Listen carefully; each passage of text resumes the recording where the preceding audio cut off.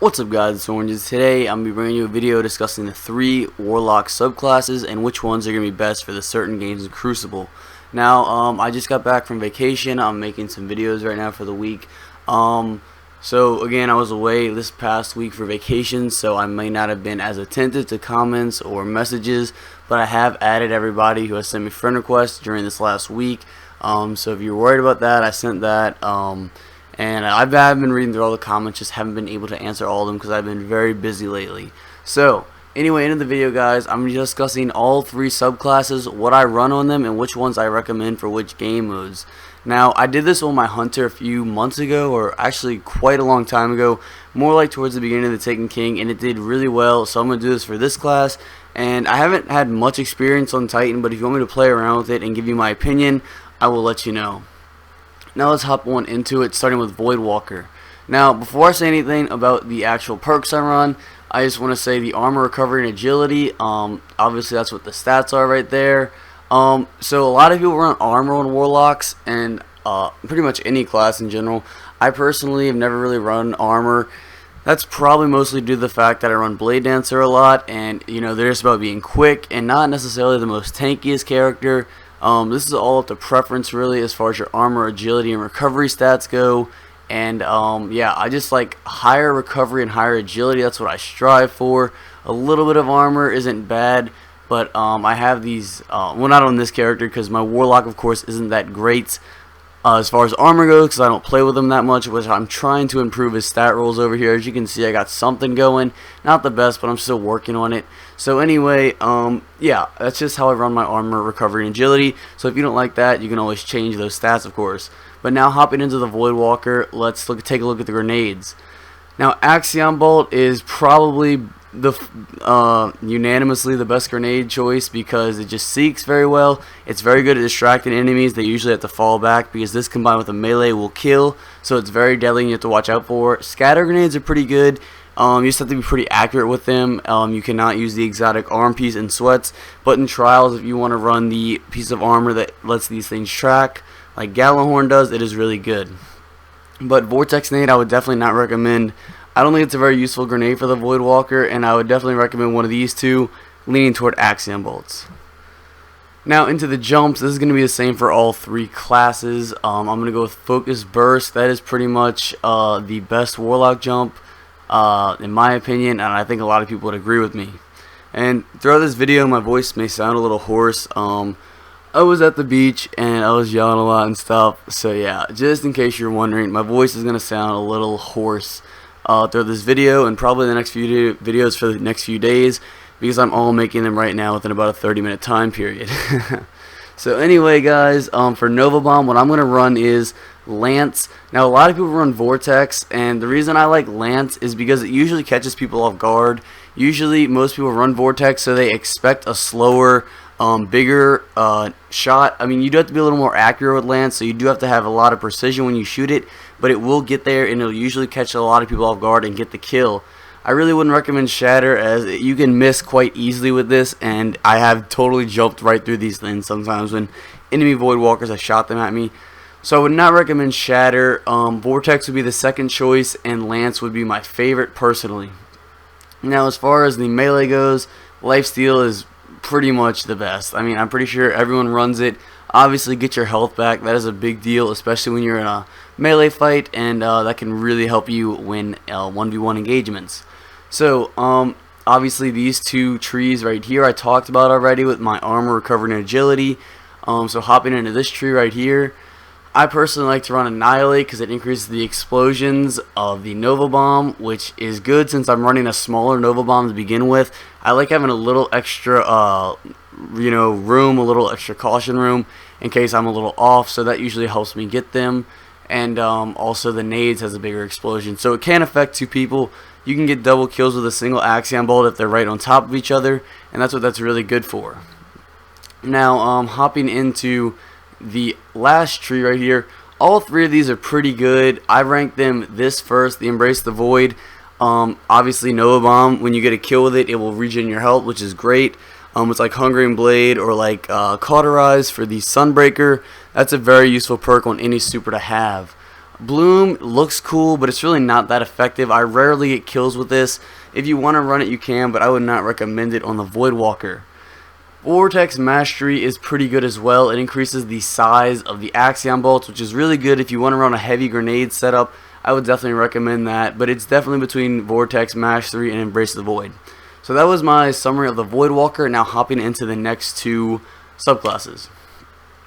This video may be a little long. Anyway, so the nades, I like Arc Bolt, even though it has been nerfed in year 2. It is still very effective for getting people around corners, and it's pretty quick to kill.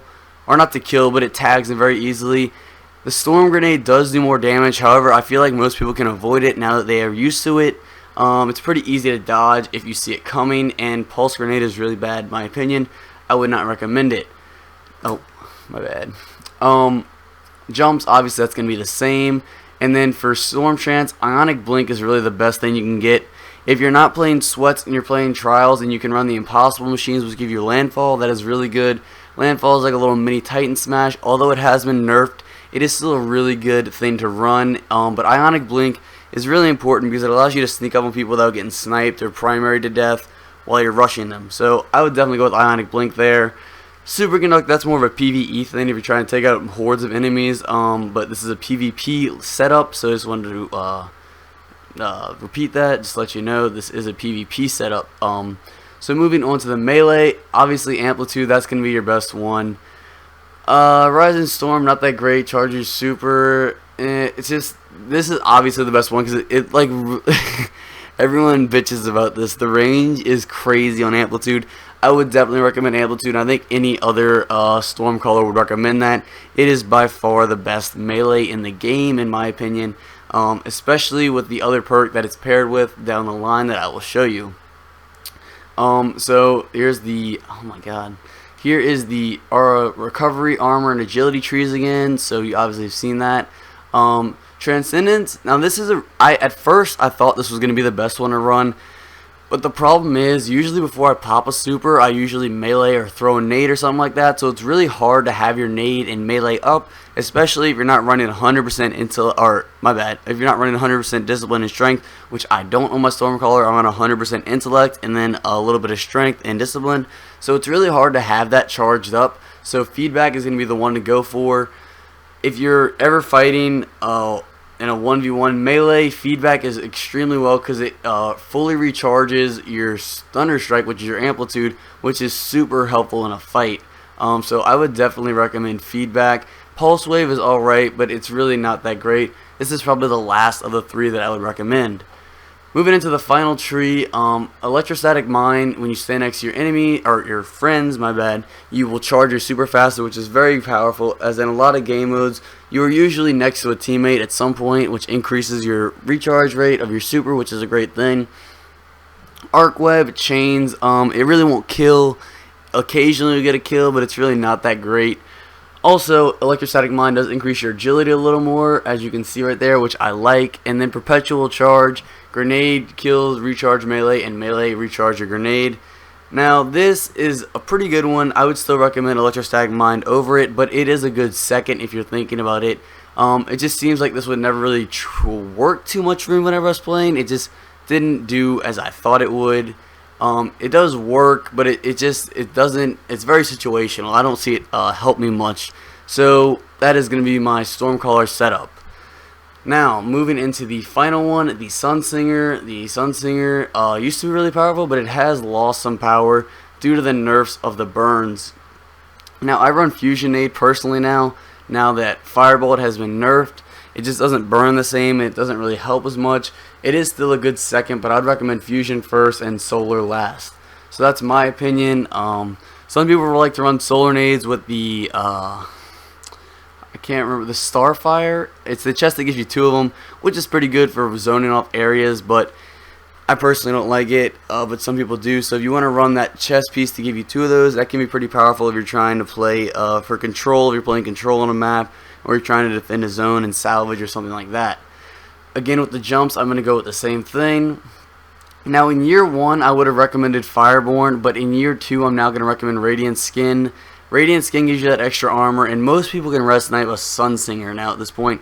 The average Destiny player can usually res snipe a player or someone out of Radiance. It's really easy. Most people have mastered it at this point, so it's really pointless to run in Trials or in regular Crucible in my opinion, especially in Sweats. It would be a really bad idea. The extra armor is just the best thing to do to tank up with your nades in melee. That's what I would recommend. And Song of Flame, I really don't think that's a good choice to run at all. So moving on to the next one, this is pretty much a no-brainer. You definitely want to run Flame Shield to give you that shield. Solar Wind doesn't really seem too useful. Neither does Brimstone. These are two more of the PvE side of things. Again, this is really the only useful one in PvP in my opinion. Now moving on to this second, or these two trees, obviously that's my armor and recovery and agility again, so skipping those. Now this is a interesting one. I used to run Viking Funeral paired with Touch of Flame when Firebolts were strong, but since they are not, I've changed it.